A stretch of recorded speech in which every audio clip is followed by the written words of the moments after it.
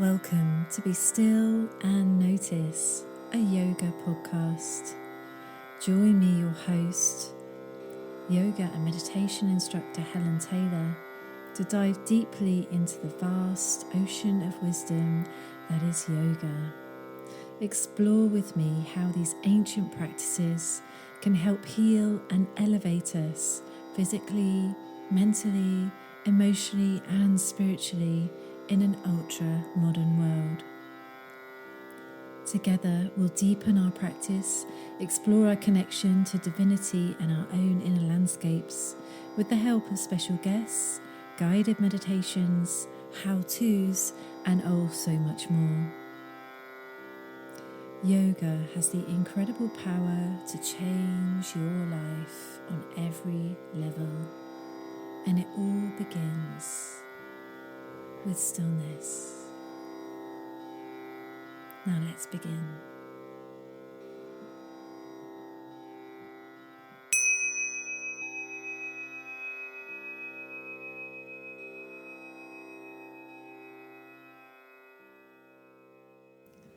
Hi everyone, just a brief introduction to episode 5.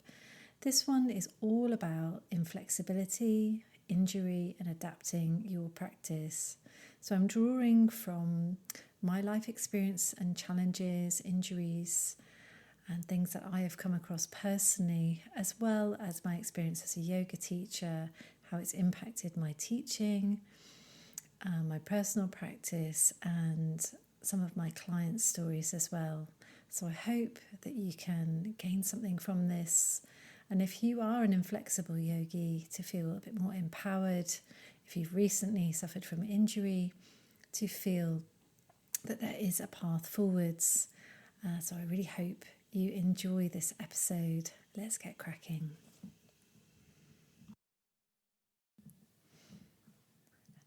Hello everyone, and welcome to episode 5 of the Be Still and Notice yoga podcast. Thank you so much for joining me. Maybe you're listening in the car, maybe you're listening at home while you're doing the cooking, wherever you like to listen. I know I like to listen when I'm on the treadmill, in the gym, and in the car. Those are my 2 favourite podcast listening times. So thank you so much for being here. I really appreciate you. And this is going to be an interesting episode, and I hope that there will be a little takeaway for most people with this one. I'm going to be talking about inflexibility, injury, and adapting your asana practice. So this is really quite a practical episode about the physical side of the practice. And I do think that it's something that some teachers don't talk about huge amounts. And we'll come back to that a bit later, but it's something that I have a fair amount of experience in. So I am very happy to share because I think it's really important. So let's just dive straight in. So in episode 4, I did mention, and I will reference it again and again, that I nearly didn't train as a yoga teacher because I'm very inflexible. And believe it or not, even after years of practice, I'm still pretty inflexible. And luckily, my lovely teacher, my teacher that trained me to be a yoga teacher, just to go over the story a little bit again, excuse me, she, one of my main concerns about doing my teacher training was the fact that I'm not very flexible, and I didn't feel like I would ever be able to do some of the really advanced postures. So I had this amazing chat with Katja, and thank you so much, Katja. She is going to come on the podcast, so excited about that. Katja is someone who really lives the yogic life, and she also is an Ayurvedic practitioner. She does Ayurvedic massage, and she runs courses on introduction into Ayurveda and how to incorporate it into your life. She really is a real wealth of knowledge and wisdom, really grounded, amazing lady. So I feel very very privileged to call her one of my teachers. So she had this conversation with me, and as I mentioned in the previous episode, if you didn't listen, I'm just going to talk about it a bit now. She said, well, Helen, that doesn't matter at all.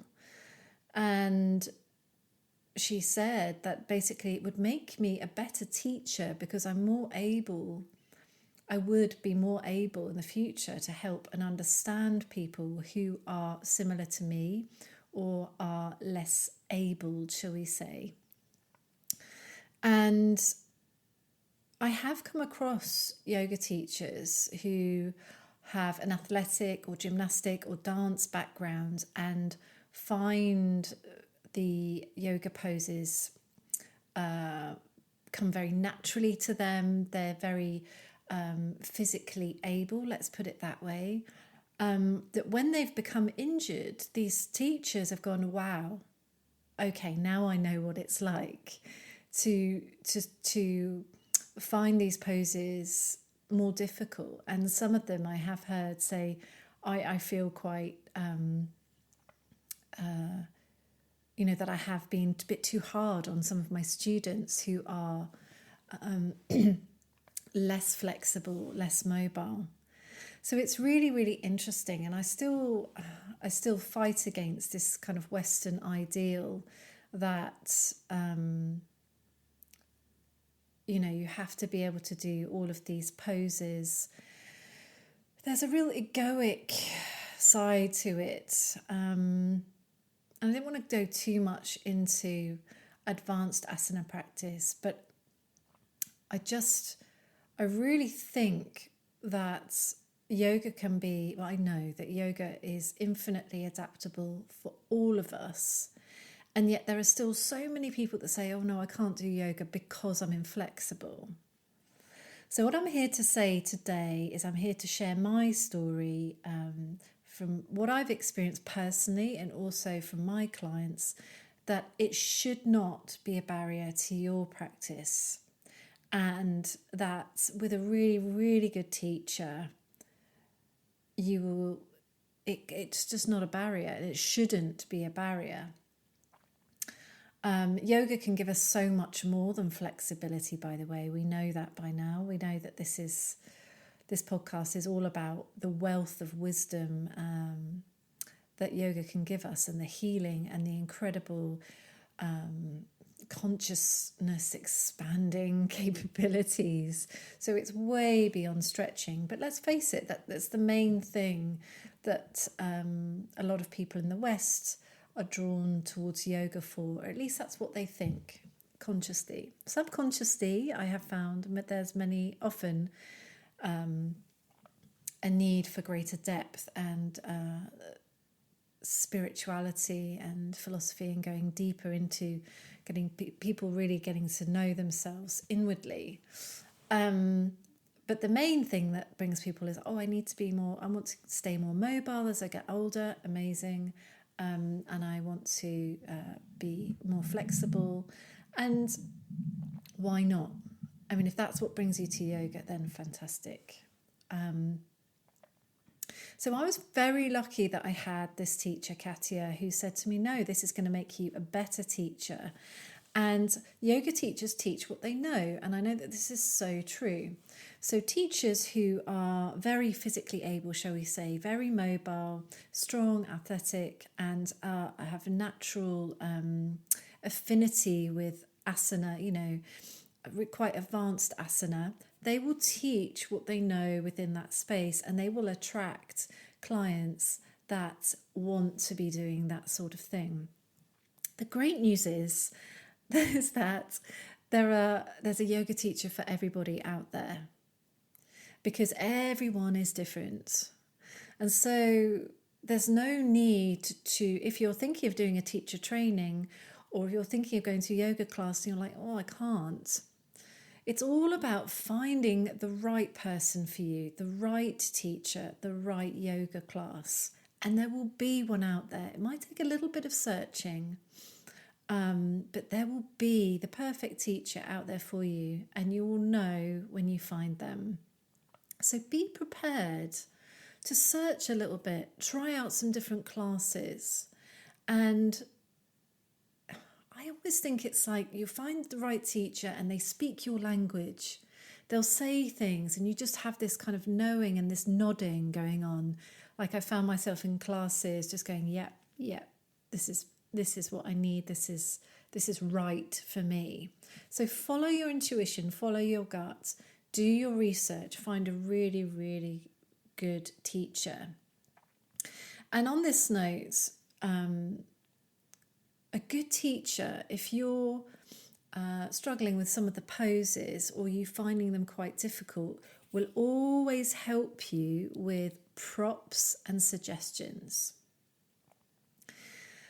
I'm going to talk a little bit here about adjustments and assisting a little bit later on, because I think that's really, really important to mention.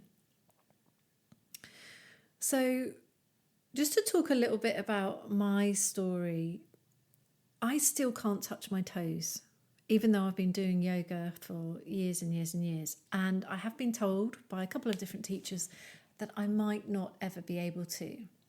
In the beginning, I found that really difficult. I did, because I was comparing myself to other people, and I thought, well, that, if I can't do a standing forward fold where my belly and my nose is against my shins, I must not be doing it right. And that is just simply not true. And I've seen physios and I've seen doctors, and I have, about 12 years ago, I had 2 prolapse discs in my L4 and L5 in my spine. I've extremely tight hamstrings, and I've just been diagnosed with a hip condition, which I'm going to talk about in a minute when I talk more about injury, but let's just stay with inflexibility. So really, I thought, oh gosh, I can't do this. And that's where Katja came in. And the more I studied, I did my foundation course just to see. And the more I studied, I knew exactly what she meant. And that even on our teacher training, there were loads of different people with different abilities, different understandings of what yoga is, beautiful, different ways of explaining, teaching. And it was amazing. And that is what it's like out there in the real world. So slowly over time, I grew to realize that it didn't matter if my body couldn't make certain shapes. And through the amazing support of my teacher and learning, that each pose is infinitely adaptable for your body. And nothing should be forced, because that's when injuries happen. And in yoga, I'm just going to say it like it is, so many people get injured practicing yoga incorrectly, forcing themselves into poses, and might be slightly contentious to say it, but from people adjusting people quite forcefully. And again, that's when you need to find that really, really good teacher. So if you are one of those people that say that is quite inflexible, that's not particularly mobile, that has injuries, I've got a couple of pointers just to share with you from my experience, what I've seen in my clients, that might help you along the way. Because yoga is here for everybody, every single body. And like I said in episode 4, if you have no arms and you have no legs, you can still practice yoga. It's infinitely adaptable.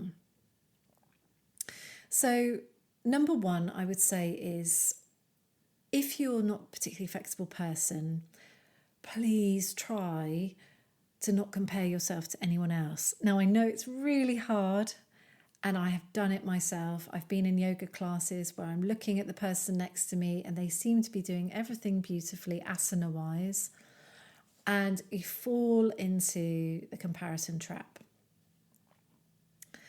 If that's you and it's stopping you from going to class, then please try not to compare your practice to anyone else.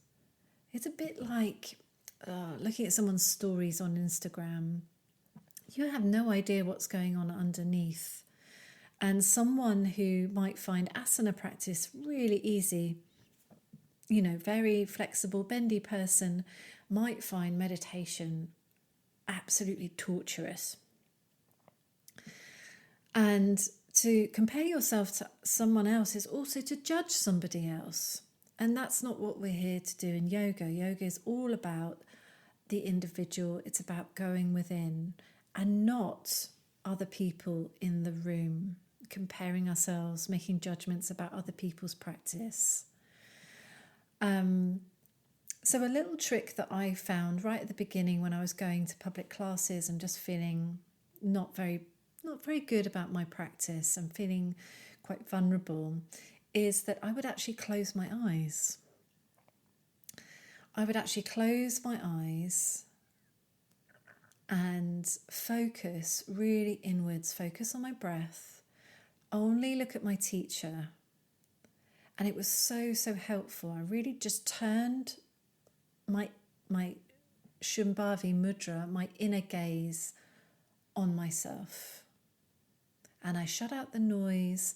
And when I had to do a pose where I turned sideways and I would see the person next to me, I would just gently close my eyes or tilt my gaze so I wasn't looking at the person next to me. I wasn't falling into this comparison trap. And it sounds really simple, but I found it really, really helpful. Just to bring myself back to the fact that it wasn't about that person next to me. They are doing their thing. I am doing my thing. And it really, really helped over time. Number 2, I'd say go really slowly.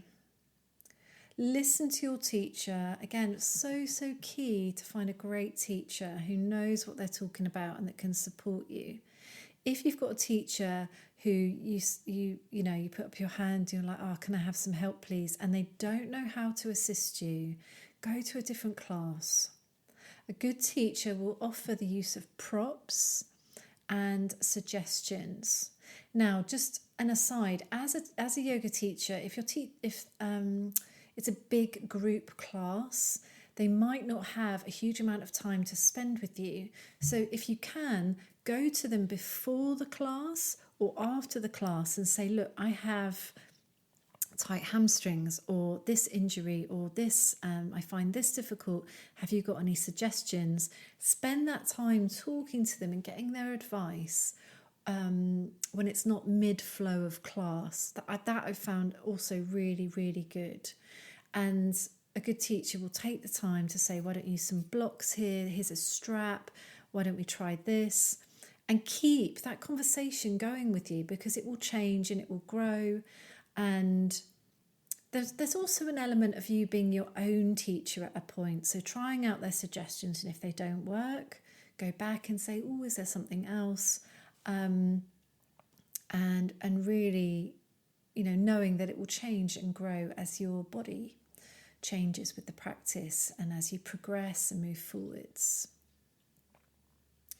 Don't be afraid of props. Props are brilliant. And even the most advanced asana practitioner will use props. Blocks, bricks, straps, chairs. If you've been to an Iyengar yoga class, you know that it's all about the chair and the props and the straps. And I've certainly found with my clients and in group classes, often people are a little bit embarrassed to use props. They think that it's cheating somehow. And it's really not. It's really, really not. Make props your friend. Buy some for your at-home practice. And experiment with them. Really, really experiment with them. They can really be amazing at helping you go deeper into poses, bringing the floor up, towards your hands, making things much more accessible and opening up areas of the body that you may not be able to do without props. Main props that I like to use are blocks, bricks, bolsters all the time now because of my hip injury, a cushion, folded blanket, and strap. Straps are really, really, really helpful. So yeah, don't be afraid of props. Go slowly, take your time, experiment, and remember to use the breath. So my tip number 3 is about adjustments. Now I would say only allow your teacher to adjust you if you trust them implicitly and if it feels good. So this has been quite a thing in the last 10 years, especially with all the Me Too, #MeToo, and a lot of the revelations that have come out of the yoga world with inappropriate touching and abuse within certain circles and from certain very famous yoga teachers. And it's, in a way, although it's terrible that these things have been happening,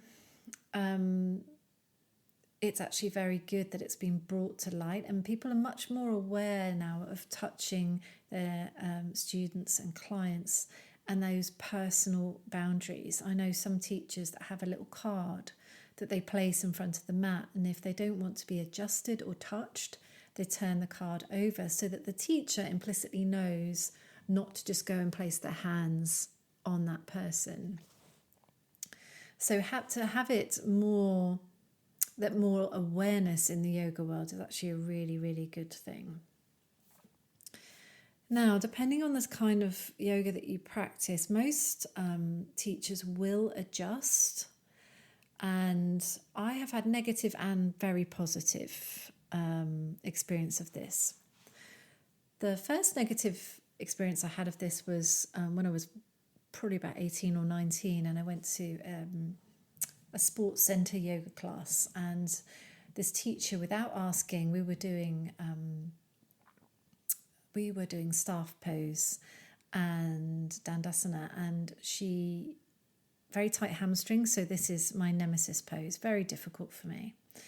She came up behind me without asking, put her knees in my back and shoved my top half of my body forwards, and it hurt a lot. And I said, please, can you stop doing that? And she was quite shocked. And it made me very wary, because although I didn't come out of that class injured, I was sore, and it wasn't welcome. It really wasn't welcome. I don't think that she read the room. She didn't ask my permission, and she did it in quite a forceful way. And I know people that have been injured. A friend of mine had a shoulder injury from a teacher that adjusted her too harshly. So that's my negative experience, and you hear quite a lot of that. And in Ashtanga, it's very common to have quite physical adjustments. Now, a good teacher will adjust you and just get you deeper into the pose in a way that you wouldn't be able to do without that pressure or that weight. A not so great teacher is likely to injure you. So this, again, it's really, really a lot of emphasis is on finding a good teacher that you trust. So my positive stories about adjustments come again from the lovely Katja, who has really good anatomical knowledge and I think 30 years plus of teaching experience. And she was able to gently but firmly adjust me in a way that just felt like my body was opening. That's how it should feel in an adjustment.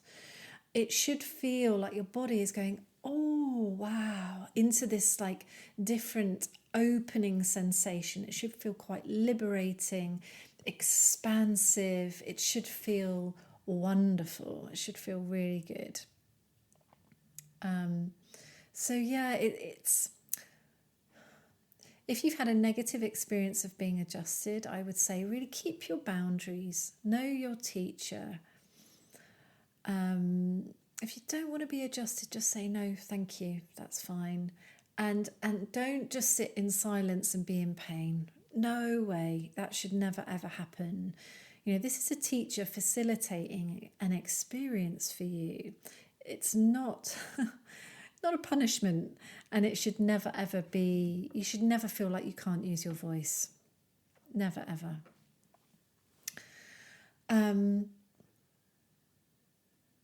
Ideally, what that teacher, the first teacher when I was 19, should have done is said, bend your knees, sit up on a cushion, and then done like a gentle encouragement of me moving forwards.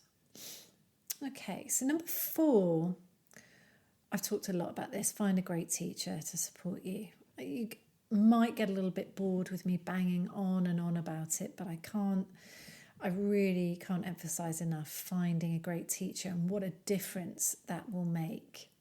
So do your research, do your reading, talk to them before the class, after the class. Don't be afraid of badgering your teacher. That's what they're there for. And go with your gut instinct as well. If there's something about the teacher that doesn't make you feel safe, follow that instinct and try someone else. And know that you might need to go to a few different classes. Ask for recommendations from your friends. Look for reviews, all of those kind of things. Okay, number 5 is a really, really big one. Probably the most important out of everything we've talked about with inflexibility. Number 5, accept your difference as uniqueness. Accept your difference.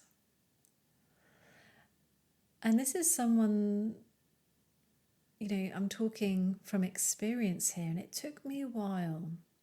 It took me a while to not compare, to trust my body, to trust my teachers, to trust the practice, to go slowly, use props, not to rush and push myself, injure myself.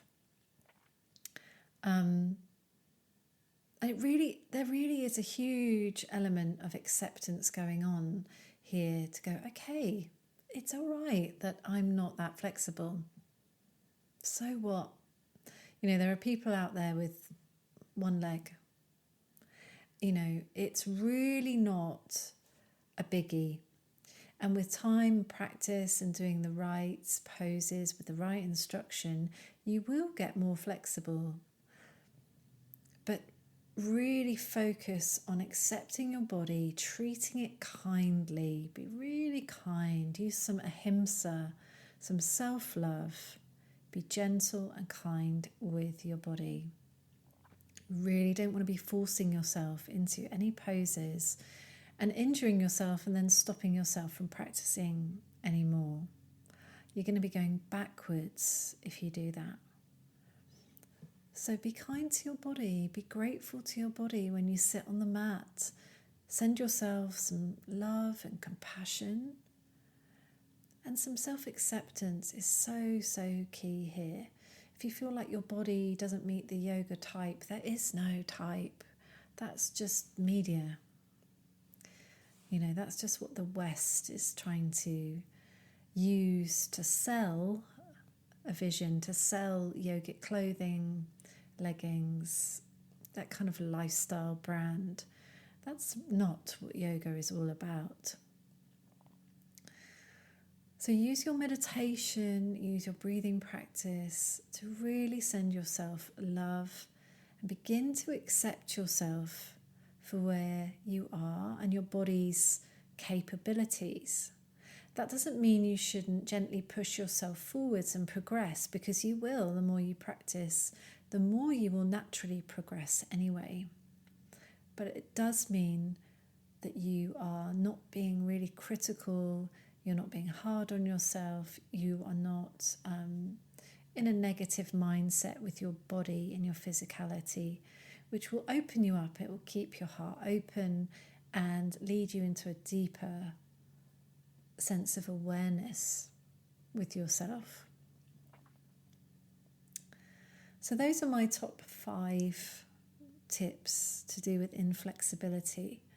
And I would also, just as a last one, if you're an Instagram lover or social media lover, be really careful who you follow. So one of my one-to-one clients, she's in her late 60s, and she's following this 20-something on Instagram who's doing very fancy poses and holding herself up to that ideal. And I said, hey, look, why are you following this person?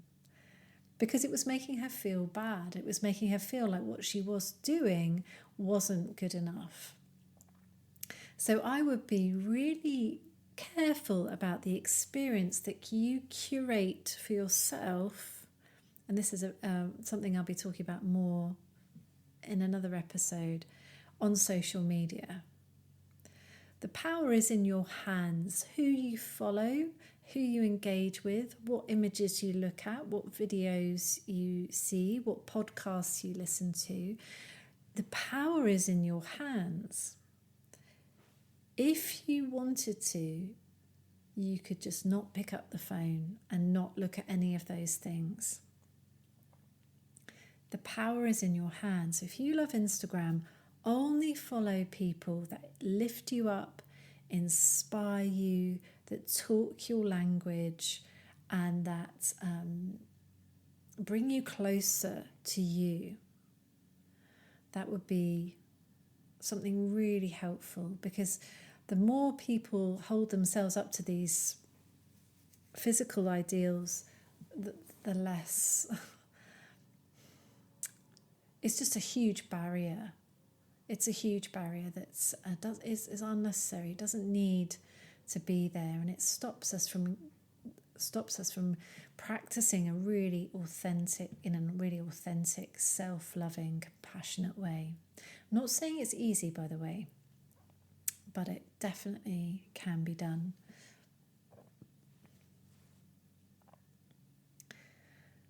So talking about injury now, what happens when you get injured? This is a tricky one. This is a really tricky one. Even if you're someone who doesn't do advanced asana, but really loves the movement side of the practice, and let's face it, most of us do, when you get injured, it can feel like something's been taken away from you, especially when you really quite rely on that endorphin hit and that really lovely sense of being in your body, having a good stretch, moving with the breath.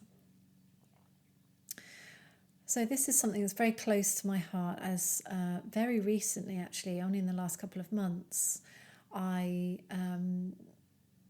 mentioned my back injury, and I've been doing strength training now for the last year and seeing my lovely friend Lisa. She's a PT. She's been coaching me and training me. And the more strength training I do, and this is another aside, it really helps my yoga practice, by the way. But the more strength training I've been doing, I've been finding that any hinge movements are giving me back pain. So like forward bending, any lateral movements with the hips, adduction, things like that, abduction, are really giving me quite a lot of back pain, muscular back pain. And I couldn't get to the bottom of it. A while ago, I saw a really lovely osteopath, but she wasn't able to get to the bottom of it either. She was very helpful, but this leads me into my number one tip when you get injured is to get a proper diagnosis. Please, please, please don't let your yoga teacher, friend, partner tell you what they think it is. Again, this might sound a little bit contentious, but I know and I've heard yoga teachers diagnosing people in the middle of a class, and that is not what we're here to do. We are not physiotherapists, we're not doctors. A good yoga teacher will have a lot of anatomical knowledge and experience and may have a rough idea from the symptoms and the description what it might be.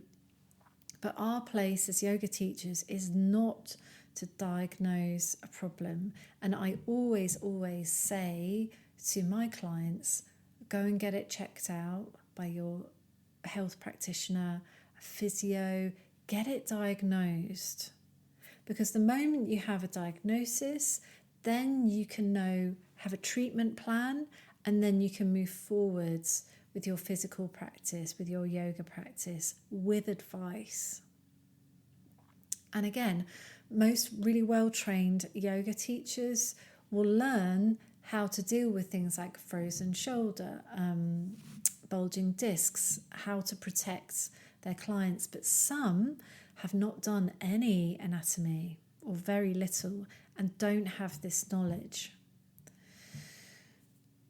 So get a proper diagnosis. So that's what happened with me. I got so fed up with it. I spoke to my friend Lisa, and she works in this brilliant clinic in Banbury, Oxfordshire. And the physio there, Dan, that I saw, I'm going to put the link to, it's called Clinicall, this physiotherapy clinic. And it's also got a little reformer Pilates room. Lisa, my friend, teaches there. It's just a really brilliant space. It's a therapy space, and they have an ultrasound. So Dan is trained to carry out diagnostic ultrasounds, amongst many other things. He's very, very highly trained. So he was able, within 5 minutes, to diagnose me with what's called a cam impingement on my right hip. And what this is it's a bony deformity right at the top of the femur, which means that the hip socket doesn't rotate smoothly within the socket. Sorry, the top of the femur doesn't rotate smoothly.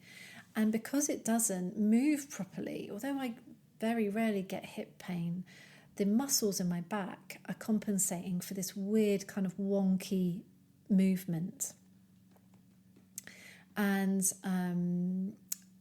now I'm following up with the NHS, and having gone to see him as well, he said I've probably skipped about a year off the waiting list because I've had a diagnosis. But now I'm seeing my GP, and they've sent me off to get an MRI and X-rays for their own diagnosis. And then it looks like I'll need an arthroscopy, which means that they will shave the bone to make it smoother so that my hip joint can move smoothly within the socket, which apparently has very quick recovery time and really good success rate. And Dan told me if I didn't do this now, in 10 years' time, I probably need a hip replacement, which is pretty scary. I'm 40. How old am I? 43. So, game changer. Having that diagnosis was an absolute game changer, because this has been going on. I could have been born with this, and it's just got really pronounced as I've got older. And it could have caused my back issues before. He said he couldn't quite tell because I wasn't scanned as a child, but it's absolutely changed the way I look at my body, and it's changed the way I move drastically. So this is why I'm sharing it, because as someone who I have always loved sitting cross-legged, it's easy for me. I'll sit cross-legged on the sofa, eat my breakfast or whatever, read a book. I can happily sit cross-legged for hours at a time. And I love my sun salutations. I love the flow of them. I love forward fold, feels nice on my back, stretching it out. I love lunges. All of those movements I find really lovely. Standing forward fold. But with this diagnosis, I sent a list of movements to Dan via email and said, can I do any of these? Should I be doing any of these? And he said, sorry, but for now, you really need to restrict or avoid all of those. So no more child's pose, nothing where the hip is extended more than 90 degrees. So I found that really difficult, and I have to tell you that for a day or two I felt very sorry for myself. I was quite teary. It was not long after my dad had passed away as well, so I don't think I had a huge amount of emotional resilience in the bank. But I'm sharing because it really threw me, and I was like, well, what am I going to do? What am I going to teach? And it can do that. You know, injuries can really make you feel quite lost at sea. But I gave myself those couple of days and I was like, right, okay, this, is fixable. This is temporary. And use your teacher's head for yourself. And how can you adapt? So instead of sitting cross-legged, I now sit astride a bolster, which I find really comfortable. Instead of doing Uttanasana, I do Ardha Uttanasana, so halfway forward fold, and lots of things like that. And to be honest, I'm still adjusting. I'm still getting used to it. I've had to change the way I teach my classes as well, but my clients have been amazing. And I changed the way I instruct. So instead of demoing all the time, I spend more time walking around the room and instructing people. So I would say for you,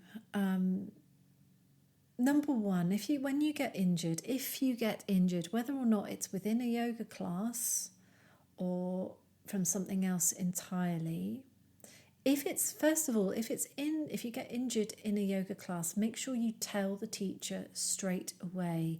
Don't be embarrassed. Tell them. They need to know for their insurance purposes, to be able to look after you, to support you, and to know if it's something that they did wrong. Please, please tell your teacher. Really, really important. And you can tell them in a kind, non-blaming, non-violent way. But really, really important that you tell that teacher. If you experience any kind of negative response, you can go to Yoga Alliance, or if they're working within a studio, you should speak to the studio manager or someone above them if they're being negative. But a good teacher should really be very concerned and want to support you. Like I said before, make sure you get a proper diagnosis. If you're seeing an osteopath or a chiropractor or someone like that without having a scan of the joints, an MRI, an ultrasound, CAT scan, CT, something like that, really all they're doing is working on a best guess scenario. They can only guess without seeing into your body exactly what's going on. So get the scans, take the time. I know it can be expensive and time consuming. If you can afford it, go private and make sure you get that diagnosis. The longer you leave it without a diagnosis, all you're doing is shooting in the dark, really, from my experience. And once you get that proper diagnosis from someone, then ask that person when you can start your yoga practice again.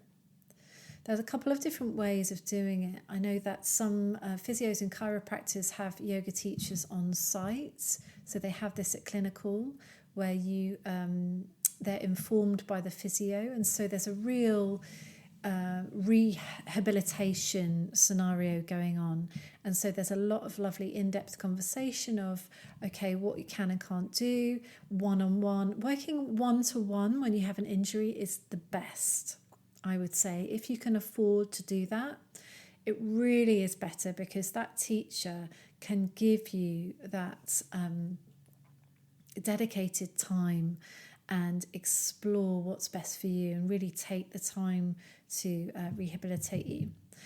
Ask your doctor, your surgeon, your consultant, whoever, your physio, what you can and can't do, what you should and shouldn't do, and follow their advice. Please follow their advice. Dan actually said to me, because I went back for a little follow-up, he said, oh wow, the inflammation has gone down loads. This is looking way better than I thought it would when he did my range of motion tests and everything like that. And he said, I can tell you've been doing everything I asked you to do. And that's rare. And I'm not here to bang my own drum, but I do think you're doing yourself a disservice if you decide to just push through the pain barrier and carry on. Really, it's just going to lead to more injury, a prolonged pain, and make everything worse. So take the professional's advice. And if they say, okay, no yoga for a while, or see a particular teacher, take the advice, do the exercises they give you, avoid what you need to avoid, as difficult as it may be. There are other things that you can do. And slow down, take your time, honour your body. You know, yoga is all about honouring ourselves mind, body, soul. So to kind of try and push through an injury just goes against everything, the key tenets of a yoga practice. So as I said with inflexibility, make props your friends and use them. Just use your props. They're there to support you. It's not cheating. It's just extra support. And know that you will heal with time, but you'll heal a lot quicker if you follow all of the advice and you go nice and gently. This is a really good one. Number 4, allow for a different kind of practice to unfold. And this was a big one for me. So we have this idea in our head of what our yoga practice looks like. You might be practicing for 20 years, love your certain movements, and if you practice every day, this will feel even more of a thing, that you have your certain routine, your practices that you like to do that make your body feel good, that get you into the zone. When you're injured and this is taken away from you, it can be really difficult. You can feel like, I can't do anything. And it's very easy to fall down this negative little well of feeling sorry for yourself, which is totally natural, and I did the same. And that, I'm just going to say, that is natural. You're going to feel like that for a few days, few weeks. And really not to beat yourself up about it. That's as it should be. That is a natural way to feel. But don't stay there for too long. Excuse me, frog in my throat. Don't stay there for too long, and see it as a way to deepen your practice. So if you can't do a sun salutation, look at what you can do. Follow your teacher's advice or do your own practice carefully, and allow for a newness of experience to unfold. Allow yourself to experience your practice in a completely different way. Go deeper into your meditation, your breath work, going slowly. If you're someone that likes to do hand and headstands and lots of inversions and can't do that perhaps because of a shoulder or a neck injury, lean into your standing poses, your sitting poses, your supine poses. If you're someone that practices strong vinyasa flow, moving very quickly, and you're no longer able to do that, slow it down. See yourself in a different light, in a different way. Experience yourself differently. Let it be an experiment. And you'll find things you never or might not have known about yourself before. An entirely new depth of your yoga practice can be birthed through what you felt was something really, really negative.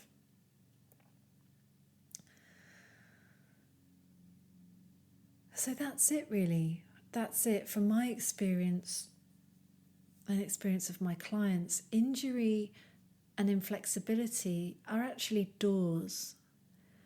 They're doors that open you into a deeper level of understanding of yourself and your practice. Doors that can lead you to more information about what makes you tick mentally, triggers you emotionally, and it all leads to a deeper level of self-understanding, self-awareness, self-knowledge. So, my friends, if you get injured, if you're not flexible, don't let it be a barrier to your practice. Do the things, get the advice, get the diagnosis, be kind to yourself. Take your time, honour your body, honour your emotions surrounding what's happened. Honour them. Use props, let them be your friends, and know that this is passing. Know that you will progress, that you will heal, that you will get better. And use these moments or periods of time to deepen your practice and deepen your self-knowledge. Thank you so much for listening, and I'll pop all of the details of everyone that I've mentioned in the show notes. Take care and please practice safely. Thank you so much for listening to the Be Still and Notice podcast. I really hope you enjoyed this episode, and perhaps it even added something to your life. If you know someone that might benefit, please share this episode with them, and of course a review would be so much appreciated. Please find all the information relating to this episode, including relevant links, in the show notes. And until next time, sending you so much love and light on your path to yoga.